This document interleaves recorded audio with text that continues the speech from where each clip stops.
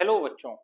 पिछली क्लास में हमने देखा था कि किस तरह से बाल समिति बनाए जाने से या फिर पंचायत में बच्चों की हिस्सेदारी को बढ़ा देने से सकारात्मक परिवर्तन देखने को मिला है। इसी कंटेक्स्ट में हम आगे देखेंगे पंचायत समिति और जिला परिषद।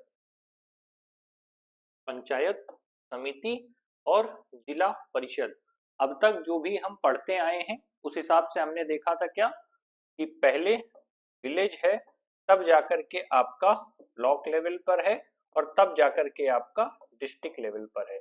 ये हमने देखा था। अब हम यहाँ पर देख रहे हैं क्या, जिला परिषद। तो सिंपल सी बात है, ये डिस्ट्रिक्ट लेवल पर ही होगा। और पंचायत समिति ये हमेशा आपको इन दोनों के बीच कहीं हमेशा लाई करेगा। अलग अलग जगह पे, जहाँ गांव छोटे हैं तो वहां पर ग्राम सभा जैसी स्थिति है, और जब जहां पर गांव बड़े हैं वहां पर पंचायत ही पाई जाती है। और जैसा कि पहले बताया था कि इलेक्टेड और सिलेक्टेड दोनों मेंबर्स होते हैं। ऐसे में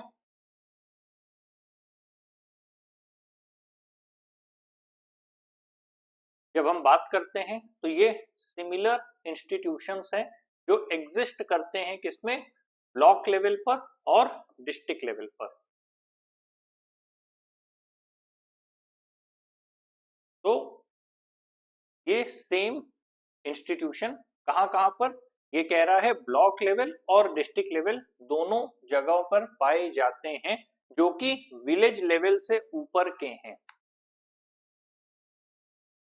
पंचायत समिति जिसकी बात कर रहा है ये पाई जाती है किस पे, ब्लॉक लेवल पर। मतलब यहां पर पंचायत समिति है और जो ब्लॉक लेवल पर पंचायत समिति है वो इन दोनों को आपस में जोड़ने का काम करती है। क्योंकि जो ब्लॉक लेवल है वो मिड पर है और ब्लॉक लेवल पर पंचायत समिति है, तो ये क्या करती है, ग्राम पंचायत और जिला परिषद इन दोनों का काम जोड़ने का काम करती है।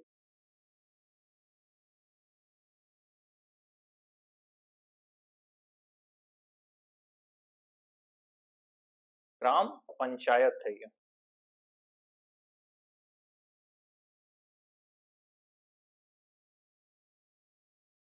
इस हिसाब से ये तीन देखने को मिलते हैं, डिस्ट्रिक्ट लेवल से लेकर के ऊपर तक। विलेज हो गया, उसके बाद आपका ब्लॉक हो गया, उसके बाद डिस्ट्रिक्ट हो गया। ब्लॉक इन दोनों के मध्य में समन्वय बनाने का काम करता है।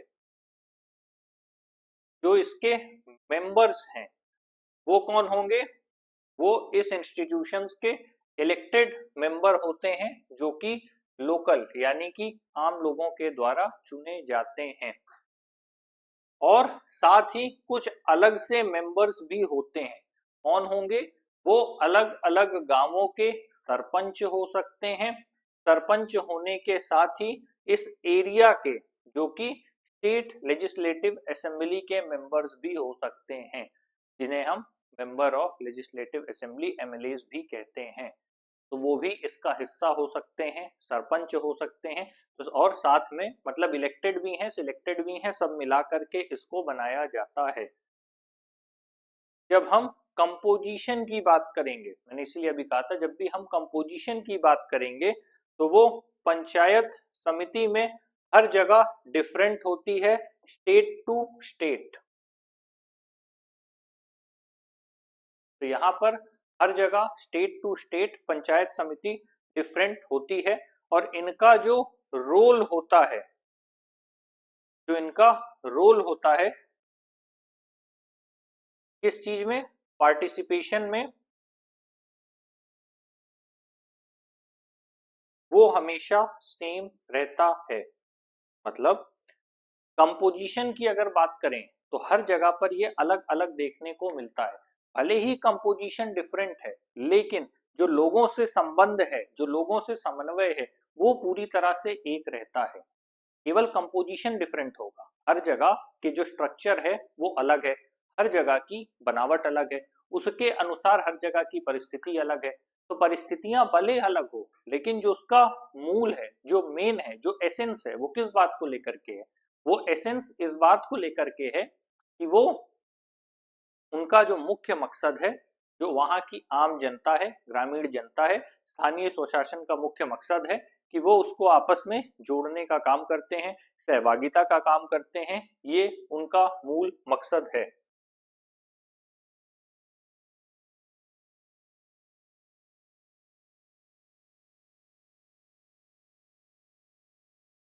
जिसकी वजह से जो लोकल पीपल हैं वो आसानी से जुड़ पाए, और साथ ही जो भी मैटर्स हैं उनको कोऑर्डिनेट किया जा सके।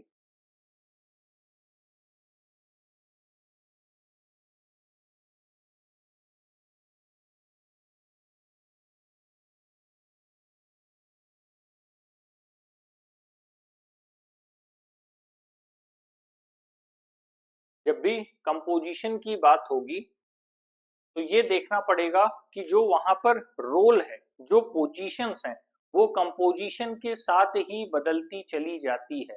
जिस तरह की कंपोजिशन होगा उस तरह की वहां पर पोजीशनिंग देखने को मिलेगी।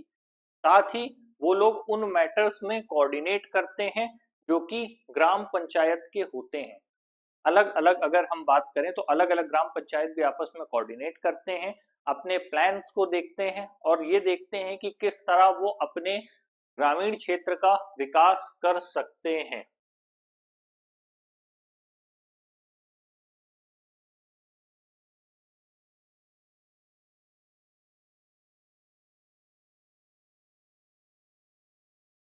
और इसी तरह प्रेजेंट होता है डिस्ट्रिक्ट लेवल पर, साथ ही स्टेट लेवल पर।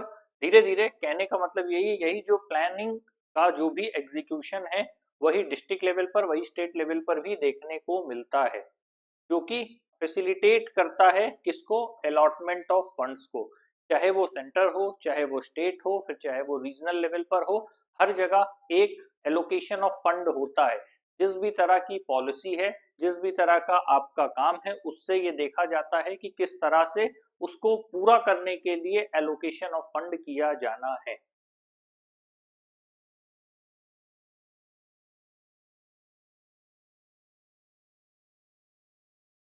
इसी क्रम में जिसकी मैंने पहले बात किया था कि ऐसी सड़कें बनाई जाती हैं जिसका इस्तेमाल किया जा सके, तो उसे हम कहते हैं प्रधानमंत्री ग्राम सड़क योजना। तो प्रधानमंत्री ग्राम सड़क योजना का जो मुख्य तौर पर काम है वो है आपस में जोड़ना उन जगहों का जो कि जिले से, तहसील से बराबर तौर पर नहीं जुड़े हुए हैं, उन्हें प्रॉपर वे में कनेक्ट करने का काम करते हैं, जो कि क्या है? प्रमोट करते हैं इस तरह की सड़क बनाना जो कि हर तरह के मौसम में लगातार आवाजाही के योग्य रहे, लगातार काम किया जा सके। इसमें जो सारे 3 लेवल हैं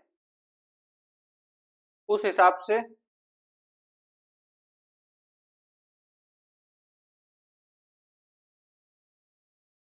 बनाए जाते हैं कि जो भी सोसाइटी का डिसएडवांटेज सेक्शन है या जो भी कमजोर वर्ग है, जिन भी लोगों तक सारी सुविधाएं नहीं पहुंच पा रही है, उन लोगों तक भी सुविधाएं पहुंच सके और उनकी भी जरूरतों और समस्याओं को समझा जा सके।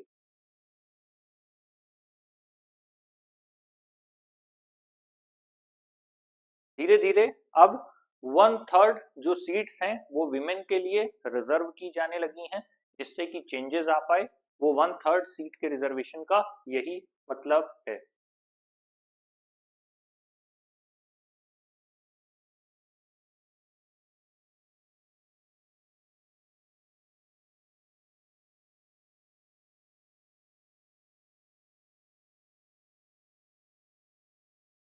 जब हम पंचायती राज इंस्टीट्यूशन की बात करते हैं तो हर जगह की परिस्थितियां अलग हैं। वही बात दोबारा है कि हर जगह की जो स्टेट अथॉरिटी है वो अलग है, उस हिसाब से जो वहाँ का मैनेजमेंट है, जो सिस्टम है, वो सब कुछ अलग होता है। लेकिन मूल मकसद वही है कि विलेजर्स को कनेक्ट किया जा सके। यहाँ पर हम किसकी बात कर रहे हैं? अर्थशास्त्र की। अर्थशास्त्र क्या है? एक एंशियंट टेक्स्ट है, किसका? गवर्नेंस का। ये क्या है? एंशियंट टेक्स्ट है गवर्नेंस का, जिसे हम कहते हैं अर्थशास्त्र, जो कि लिखा है किसने? कौटिल्य ने, जिसे हम बाद में चाणक्य के नाम से भी जानते हैं। मतलब अगर आप गुरु के संदर्भ में बात करें तो शायद ही कोई व्यक्ति ऐसा हो जिसने चाणक्य का नाम लिया, मतलब जो व्यक्ति चाणक्य को ना जानते हो। इन्होंने एक बुक लिखी थी अर्थशास्त्र, जो कि एंशियंट टेक्स्ट थी गवर्नेंस की। इसमें क्या था? लगभग ये 2300 साल पहले लिखी गई है। सोचिए आज गवर्नेंस को लेकर के हम पढ़ पा रहे हैं या पढ़ें कि ना पढ़ें, इसको लेकर के संघर्ष कर रहे हैं। गवर्नेंस सही से इंप्लीमेंट कैसे होगा, इसको लेकर के हम एक संघर्ष की स्थिति में है। लेकिन 2300 साल पहले ये परिस्थिति पहले ही, मतलब उस ड्यूरेशन में भी गवर्नेंस को लेकर के बुक्स लिखी जा चुकी हैं।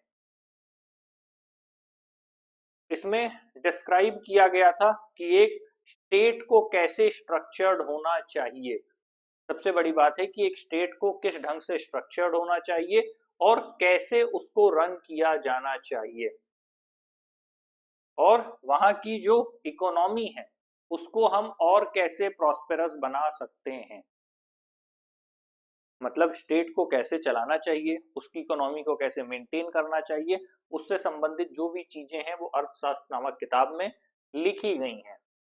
एक रूलर की, एक राजा की क्या ड्यूटीज होती हैं, पहले भी बताया है। राजतंत्र और लोकतंत्र में अंतर है। राजतंत्र में वही शब्द हम राजा शब्द प्रयोग करते हैं, लोकतंत्र में वही आधिकारिक रूप से जो भी पदाधिकारी का नाम है उनका नाम लिया जाता है। इस ढंग से देखा जाएगा। And how to conduct war, क्योंकि तब इस तरह की स्थिति थी कि एक देश दूसरे देश पर आक्रमण कर सकता है। अगर आक्रमण जैसी स्थितियां होती हैं तो फिर कौन कहां जाएगा या किस तरह से एक दूसरे से रिटेलिएट किया जाएगा। कौटिल्य जो कि एक्सपर्ट थे स्टेट क्राफ्ट के, स्टेट क्राफ्ट से मतलब वो गुरु थे, लेकिन उनकी राज्य को लेकर के समझ इतनी गहरी थी कि वो हर चीज बताते थे कि किस ढंग से क्या करना है, कैसे शासन चलाना है, कैसे ग्रामीण क्षेत्र को समझना है, ये सारी चीजें इसमें दी हुई थी। साथ ही ये एक्सप्लेन किया था कि कैसे होल एडमिनिस्ट्रेटिव स्ट्रक्चर को एक जगह पर रख के रीजनल कैपिटल बना करके चलाया जा सकता है। कहने का मतलब जब भी छोटे छोटे हिस्सों में बांट दिया जाएगा तो उस जो छोटा हिस्सा है उसको कैसे अच्छे ढंग से चलाया जा सकता है। साथ ही जब हम किसी को केंद्र बनाएंगे, राजधानी बनाएंगे, तो वहां से कैसे हम संसाधनों को लेकर के आगे जा पाएंगे।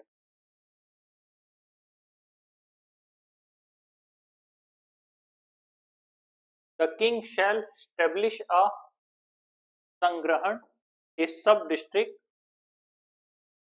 headquarters for every 10 villages, a Karvatika district headquarter for every 100 villages, a Dronamukh for every 400 villages, and a स्थान्य provincial headquarters for every 800 villages। इस ढंग से बनाया गया था।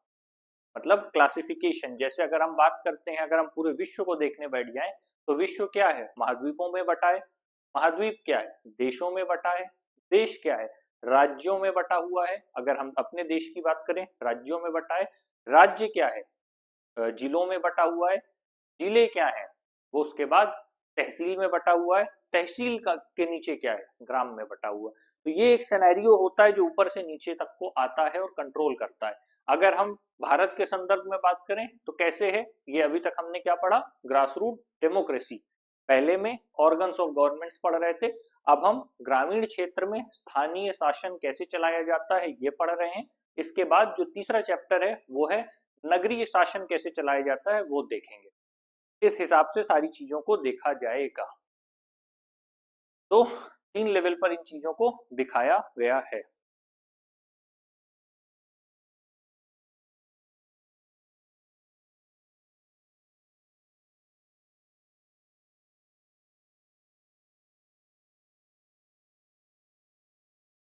और इसके माध्यम से ये तय होता है कि किस तरह से देश का शासन चलाया जाएगा। मुख्य तौर पर जो मुख्य मकसद होता है कि आपस में लोगों को लाभान्वित करना, मतलब ज्यादा से ज्यादा जनता को लाभान्वित करने का प्रयास करना और उससे जो सरकार और जनता के बीच की दूरी है उसे कम किया जा सके। तो हम इसे क्या कहेंगे कि जो लोकल गवर्नमेंट है रूरल एरियाज में, उसे हम 3 टियर सिस्टम में जानते हैं। एक तो सेंट्रल, स्टेट और रीजनल में है। फिर रीजनल में आने के बाद जब हम बात करते हैं डिस्ट्रिक्ट लेवल, ब्लॉक लेवल और विलेज लेवल, 3 लेवल पर डिवाइडेशन होता है, उसी को 3 टियर सिस्टम कहा गया है।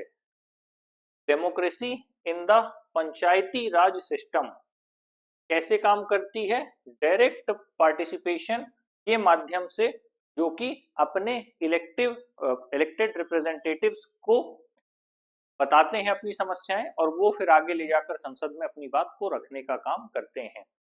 The Panchayati Raj institutions give people in rural areas. तो इन्होंने क्या किया? पंचायती राज इंस्टीट्यूशन ने धीरे धीरे सेल्फ गवर्नेंस की तरफ लोगों को भेजना शुरू किया, जिससे कि वो इश्यूज को मैनेज कर पाए और जो भी उनके डेवलपमेंट प्लान्स हैं उनको देख पाए। तो अगर हम पूरे को सम अप करें तो सम अप करने के बाद ये समझ में आता है कि